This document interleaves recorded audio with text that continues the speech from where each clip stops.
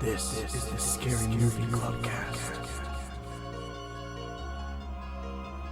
Live from the clubhouse, it's the Scary Movie Clubcast. This is Amanda. And Nadine. And tonight we watched A Promising Young Woman. I've been so excited for this for months and months and months. I know, Nadine's been dying to watch it. I feel like it's been like a year since like the trailer came out. I know, because I sent it to you guys immediately. Like, as soon as I saw the trailer, I was like, yes, all of this. So a summary of the movie is, it's about a girl, and you learn over time that something horrible happened to her friend in college. Not just college, medical school. Mm-hmm. And then they dropped out. And since then, what was her name? Nina. No, I know Nina's name. Cassie. I just like how you said it like it was more reasonable that you would still know Nina's name and that I should have known that it's the main character whose name you needed.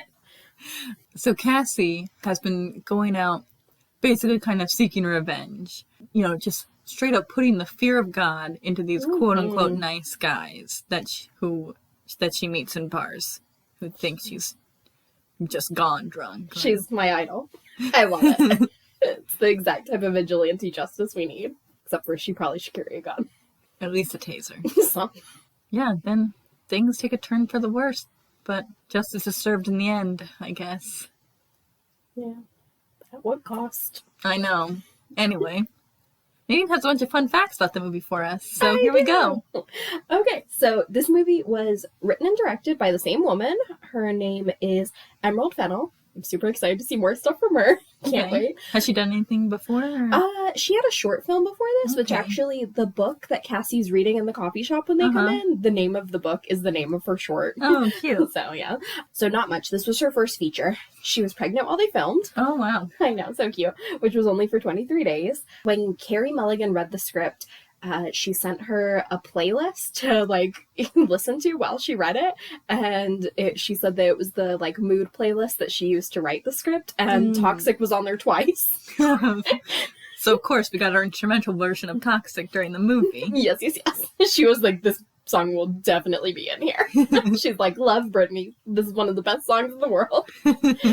The title is a reference to Brock Turner, a Stanford University student who was convicted of sexual assault in 2016. Despite his conviction. The swimmer. Yeah. This guy. He was referred to as a promising young man.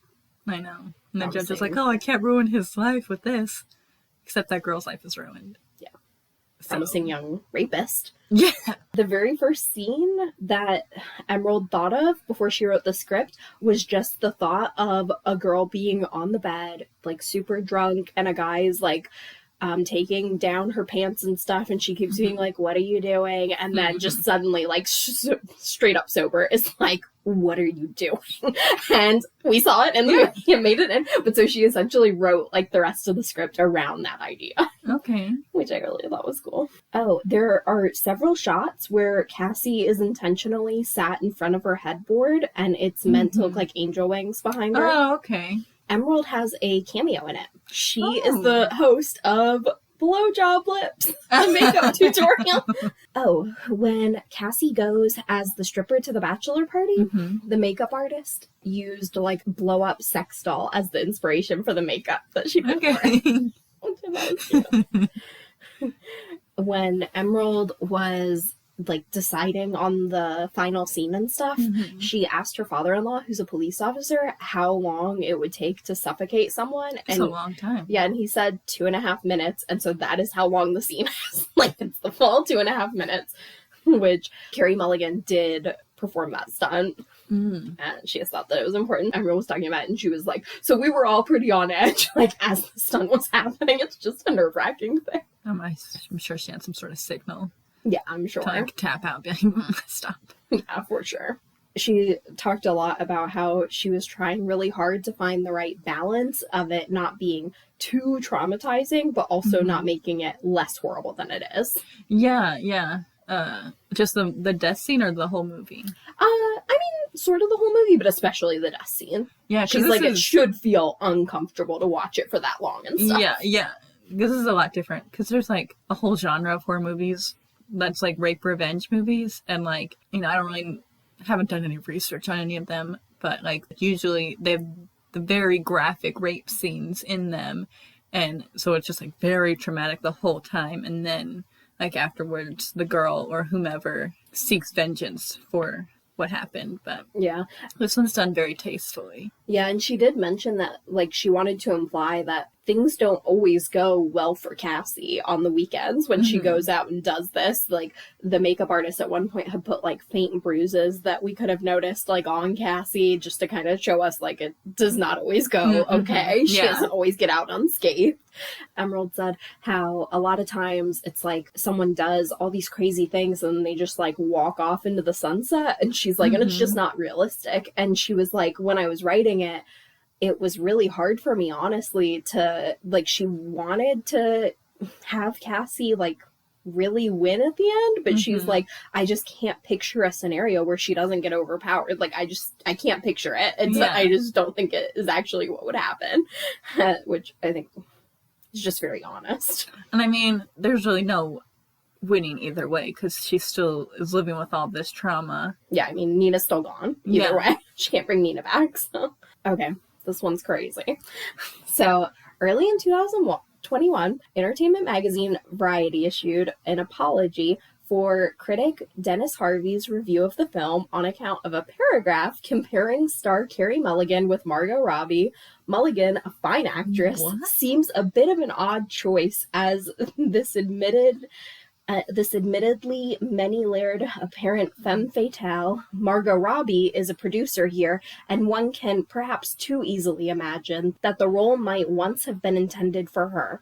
Whereas with this star, Cassie wears her pickup bait gear like bad drag. Rude. Even her long blonde hair seems a bit put on. Mulligan told New York Times in December 2021, I felt like it was basically saying that I wasn't hot enough. Yeah, that's literally what it says. It's like translation, but you could have Margot Robbie. She's way hotter. Insanity. The, like, editor issued an apology, and social media was still like, no, fire him. And Harvey stood by his review, and he said, I'm a 60-year-old gay man. I don't actually go around dwelling on the comparative hotness of young actresses, let alone writing about it. He also pointed out that the film's distributors had asked permission to use multiple pull quotes from his largely positive piece, and that there wasn't even any controversy over this until like a year after it had been published. That's so weird. Yeah. Which, I mean, in all fairness, I guess he is a critic, and it's just his opinion. And it is No, rude. but it's a toxic opinion. It is. And I love Carey Mulligan, and I think that she was totally the right choice for the role. Like, I love Margot Robbie too, but I think that Carey Mulligan was a better choice. Like, I think that aesthetically, the idea of, like, women being taken advantage of is easier to watch with such a petite woman. Well, actually, Margot Robbie's actually really petite. I feel like she's tall. She's not. Maybe she's always in heels whenever I see Yeah. her. How tall is she? I feel like I never really grasp actors and actresses. She's 5'6". Oh, okay. It's not short for a woman. In all It's not fairness. tall. It's like average. I mean, 5'7" would be the point where you'd be like, oh, tall. Like, so it's not, like, very short. Okay, and this is the last fun fact, but it's crazy. So they did a test screening of this before it premiered at Sundance, and at the test screening, 2 audience members got into a physical fight at the part where she's being suffocated because one of them was so angry about what was happening on screen, and the other person was like, if you don't like it, you can leave. And Emerald was just, like, in the front row, like falling into her seat, being like, no, no, no. Oh my god. But yeah, those are the fun facts. Wow. Physical violence is not the answer, people. Yes. Oh, guys, so we looked it up, and actually, Carey Mulligan is 5'7", so she's taller than Margot Robbie, and my perception is a lie. Yeah. But, I mean, Bo Burnham is 6'5". Like, Conan height. Like, crazy. What? How do you live? Like a skyscraper. So anyone's gonna look, like, so tiny in comparison. Well, yeah, but I've always thought that she looked tiny. Yeah. Like, in all her roles. I literally just feel like I can never trust my eyes. No. Everything's a lie.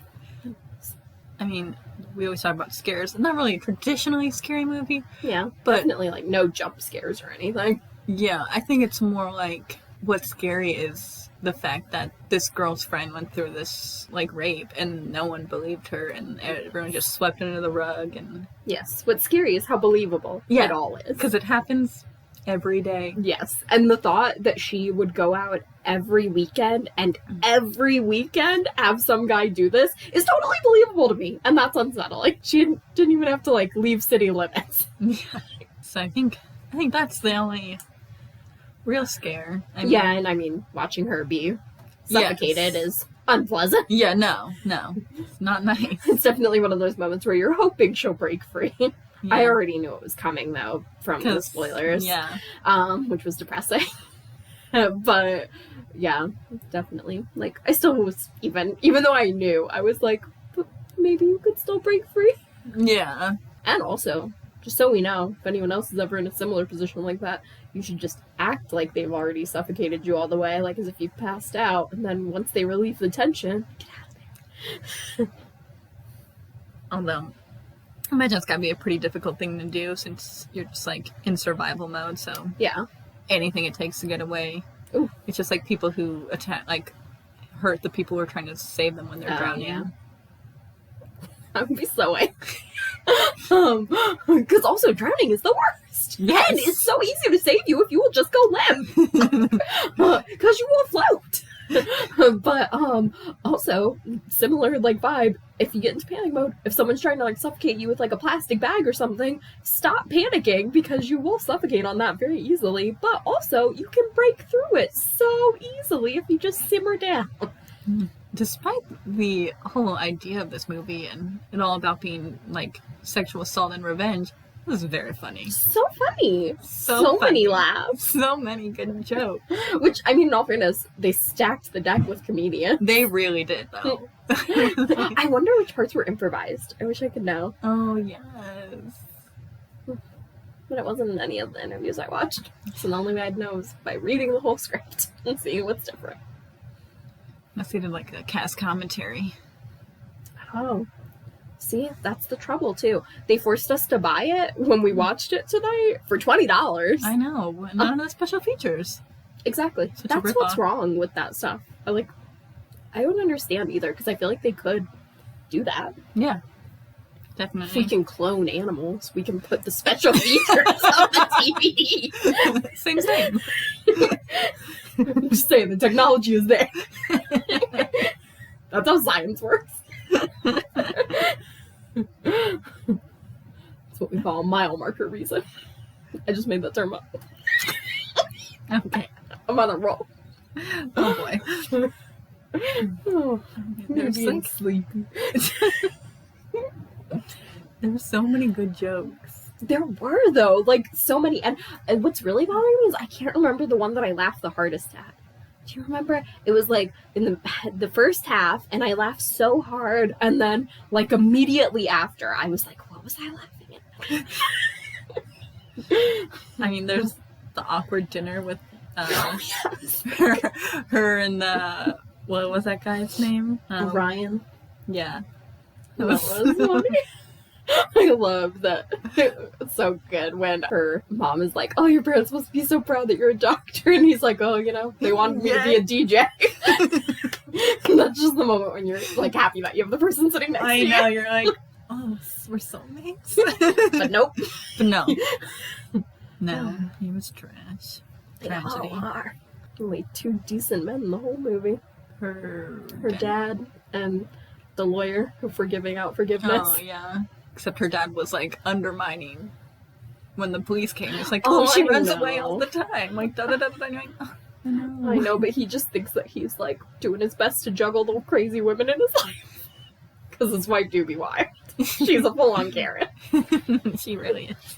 But no, I mean, I do definitely agree that, like, I would have punched someone in the face if I was trying to get a police report filed for missing persons. And they were like, I'm sure they'll come back. Like, oh, I would lose I would it. turn to my ass and be like, I will punch you in the throat in front of these cops. I do not care. You better shut up. Can I just say that that's your Sag moon, and I'm gonna need your Virgo to take them into a separate room behind closed doors and then punch them in the throat. You can still punch, just not in front of the cops. Oh, man. Reminds me of the joke on, there's this joke on New Girl, and I'm probably just thinking about it because Schmidt's in this, but He's so and we Schmidt just said in this. throat punch. I know he basically is Schmidt, just happens to be in this movie. Jess runs into her ex-boyfriend who was the doctor. And he's like got the new girlfriend, and then she's talking about when he punched Nick in the throat, and the new girlfriend's like, oh no. And then she's like, you haven't met Nick. He's just the most throat punchable boy in all the land. And I think that about people now. When he runs away. I think that might be my favorite line. Because it was just so good. And there's something about the way that, I think his name is Max Greenfield, like, that he runs specifically that is very funny to me. It was. You So just good. noped right out of there. Yeah, they're at the wedding and the cops show up to arrest everyone who's involved in Cassie's murder. Mm-hmm. And he just books it into the woods, this outdoor Okay. wedding. Which also, it was so funny when he came in the morning and he was like, she's not dead. And then he like looks and he's like, is she dead?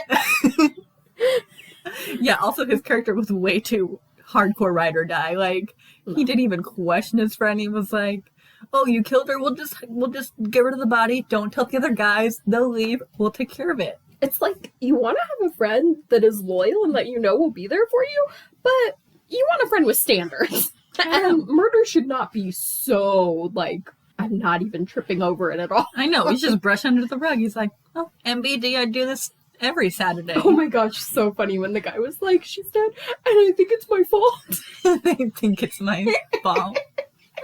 Spend the full, 2 minutes smothering a woman with a pillow. I think it's my fault. Worst. Which also I found it to be, like, wholly unbelievable, the thought of him just laying in bed with her until morning instead of just, like, pushing her body out of the bed. Yeah. And also, he got out of the one handcuff. Like, wouldn't you be trying the whole night? I know. Like, get your other hand free? Or like Wonder Break Woman the with headboard? keys. Like, oh, it was so gross when he drank the coffee with the spit in it.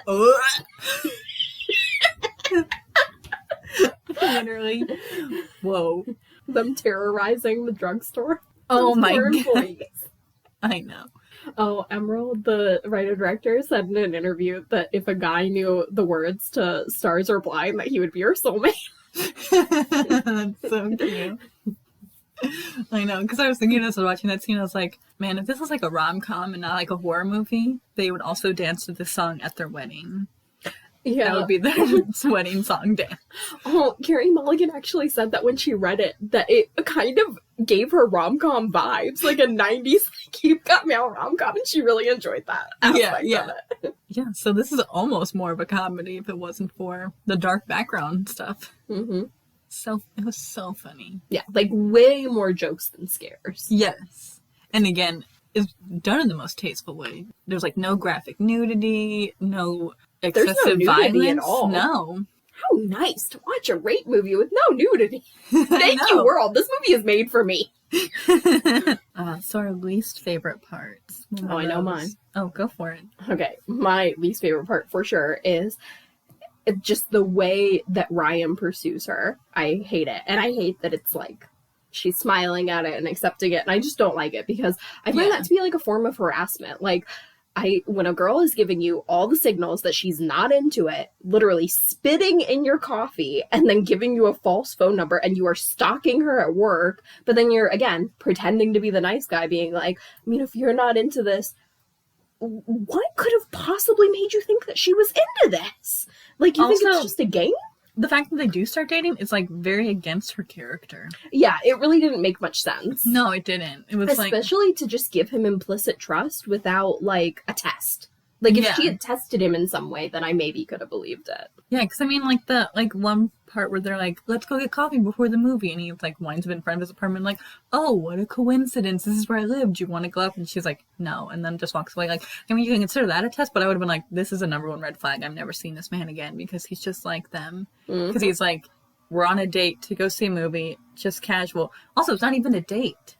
they'd agreed to just be just friends. Mm. He's like, can we be friends? I'll just be pining after you the whole time. Yeah, I mean, because that's literally, whenever a man offers you just friendship, if anyone out there is young and listening, it's a lie. Like, unless he is full-on gay, it is a dirty lie.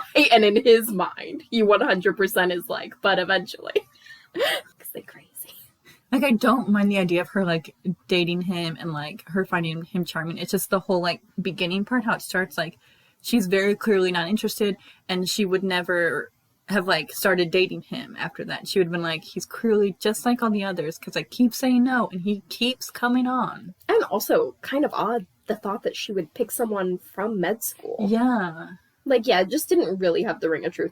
Also, and, like, most movies do this, but it's just very annoying, the, like, massive jumps that they do. Where it's like, we haven't even held hands, we haven't touched at all, but now we're having sex. And it's like, okay, I guess. You know, movie relationships progress, and television relationships progress too quickly. You're like, Yes. whoa, okay. They're engaged now? How long has it been? A day? Well, 22 minutes? the Christmas Prince and me are... What was your least favorite part? I'm thinking. I think probably just, like, I'm just kind of bummed out by the end. Because, like, you do all this, and I mean, she had a great backup plan. And, like, you almost wonder if that was, like, her plan to begin with. Like, how could she have planned that part? Like, because who plans their own murder like that? Like, how could she have known he would have gotten out of the handcuffs? Yeah. She knew the handcuffs were faulty, but that's crazy. I mean, she didn't... I definitely think that she didn't want to die, but was willing to die. Yeah, but, yeah, it's just kind of... It's just sad to see her not win. Yeah. Yeah, it would have been really nice to have her make it through. Yeah. Like, I get where Emerald was coming from and stuff like that, but it was upsetting. And also, maybe it's just me personally, but I wish that this, and probably I'm literally the only person who feels this way, but I wish that the suffocation scene would have been more upsetting.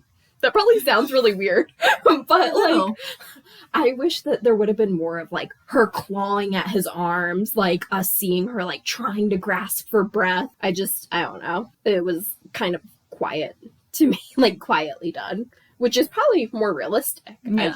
I don't know. Would have liked a little bit more. Her poor parents. I know. They did want to get her out of the house, though. Now it's done. Oh. That luggage. Oh no. What are they going to do with that now? Mostly, I feel really terrible for Nina's mom, who not only lost her own daughter, but now the last conversation she had with poor Cassie was harsh. Yeah. Yeah, I'm also sad we didn't get to know more about... I would have liked to just know more about Nina and Cassie's friendship. Because there's little indications that, like, there were certain special things that Cassie still did because of something, like, her and Nina shared or something. Mm-hmm. Or at least that's what I interpret it as. Like, because, I mean, there's the necklace, obvious. Yeah, for sure. But then, like, the way Cassie paints her fingernails, like... Yeah, because they're like that the whole movie, like, outfits and makeup change. Yeah. So it has to mean something. And then that, like, weird scrunchie. Yeah. I also love, like, in the beginning part when she is, like, with the guy who keeps trying to get her to do the coke. And I love that she just, like, exhales on the coke and makes it go everywhere. And then this creepy rapist sticks his finger all in her mouth with the coke on it. I was like, you can't possibly think that your behavior is appropriate. Forcing her to do coke. But anyway, our next part is favorite parts. One of the things I really liked is at the end when she's giving that guy her, like, speech and talking about Nina and what Nina was like and describing how, like, Nina was always herself and, like, she was used to hearing her name and, like, but then after she's, like, raped, it's all she hears is his name everywhere she goes and it's just, like, all consuming in her. But I just thought that was, like, a really, like, I don't know, almost poetic way to put it about the feeling of that, I guess. I mean, it's nothing I've experienced personally, but I don't know, I just feel like it's, like, a great way to express it. Oh.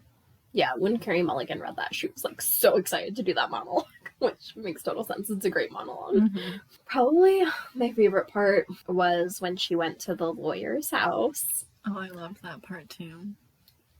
I mean, in a sense, it's, like, unbelievable But Yeah. in another sense, it's like, it's a movie. Like, I'm okay to give a little on reality. Yeah. And it's just so nice to think that at least one person changed and, like, had Yeah. a change of heart and an epiphany or psychological episode.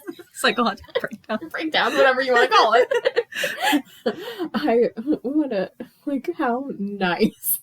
It was just the best. And, like, and I also think that Carey Mulligan did an excellent job acting that part. Like, Oh the my tears gosh, felt yes. very real. Oh, I love it when tears feel real. Like, if they feel forced, it just ruins it.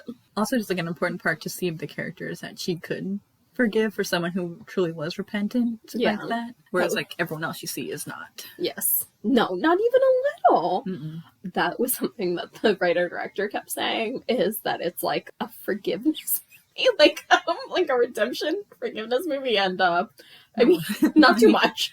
No one really steps up to the plate on that part, except for that lawyer. Yep, exactly. Oh man, could have laughed in Bo Burnham's face when he was like, "Can we work through this?" No, we definitely can't. I know. Taking all my self-control not to murder you. I know. And it kills me. It's like, it's just so rude him to be like, oh, I love you though. And then like, after she's dead and like, they're like coming to her like, do you maybe know where she might have been? And he knows exactly where she was going, exactly what's going on, and still doesn't say anything. Like, that's not love. That was his last chance for redemption. Yeah. Like, no. He didn't The kind of take person it. he is. No. So finally, what do we think about the overall story, the plot quality? Good old plot qual. Mm-hmm. Pretty good. Yeah, pretty solid. Yeah. Like we said, there were like a couple things that didn't feel totally true to the character, and like, Yeah, her getting in that relationship with someone who was obviously, yeah, just as bad as the rest of them. yeah, showing all the red flags, except she was just sober. And I mean, maybe there were like certain parts that I wished were like more climactic, just a little bit, but just a little bit. Also, that teenage girl, what is wrong with you? Like, oh my gosh, if you were my child, I would lose my mind. Like, first off, why are you even talking to a stranger who's approaching you in a vehicle? Rookie mistake. And then you're handing off your cell phone and getting in the car.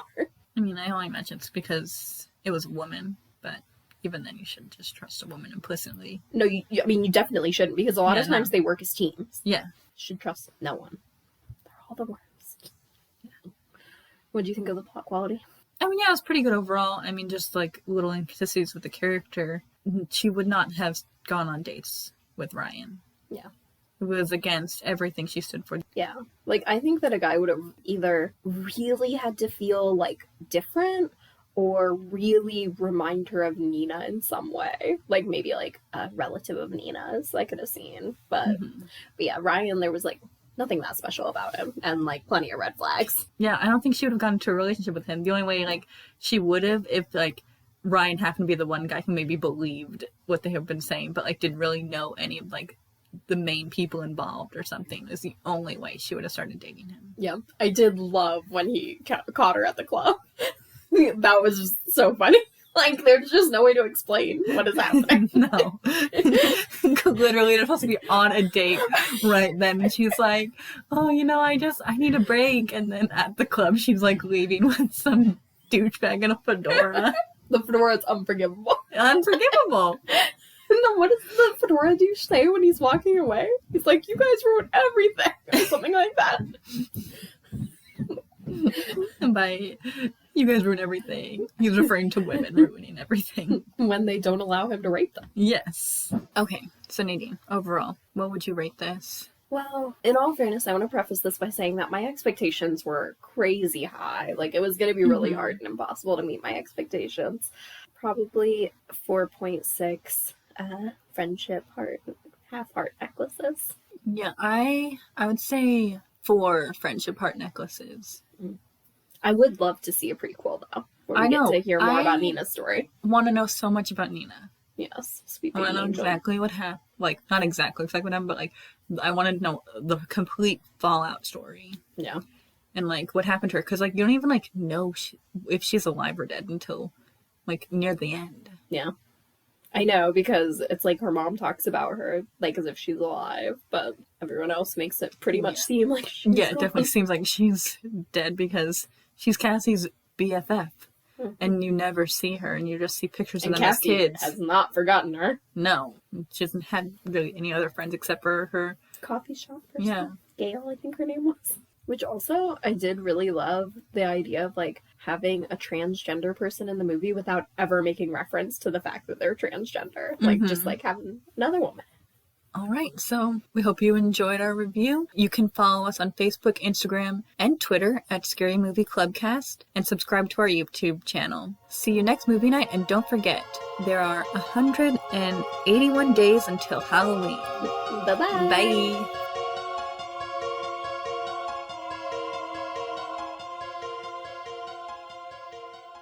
Something else I was like, what's going on? My mind is like a mushy mess of nonsense. What else did you say? Did we try to rearrange things to make them make more sense and now we lost it? I did a little bit, so it should just be down here, but there. What is it though? It's vacuum sealing meat. Oh, I always forget that that's what that noise is. Every time you say it, it sounds funny, like, I don't know, like something that a cannibal would be up there doing. I mean, yeah. You can't eat a whole human at once. Yeah. It's unreasonable. Have like a dinner party.